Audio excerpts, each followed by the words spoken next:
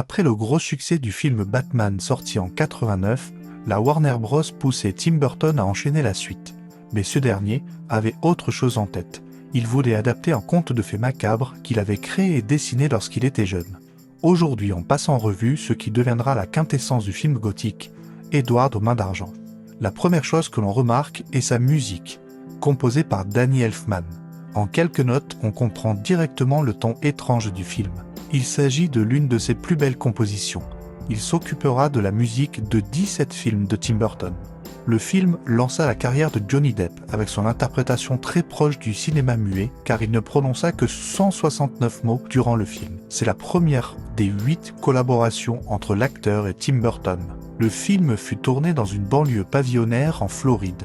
L'équipe loua et repeint environ 50 maisons pour la durée du tournage, soit 4 mois. Les 50 maisons furent ensuite repeintes dans leur couleur d'origine, une fois le film terminé.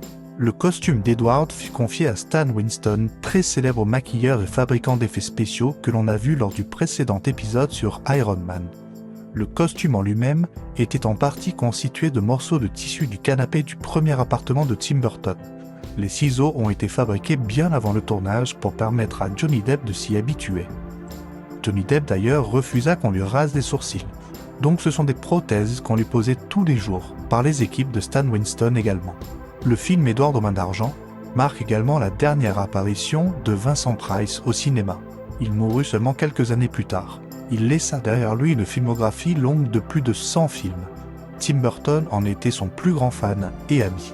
Voici la scène culte du film, celle où repose la structure narrative du récit, celle d'un amour impossible et du sentiment d'exclusion pour les gens hors normes, un thème qui reviendra dans beaucoup de films du réalisateur.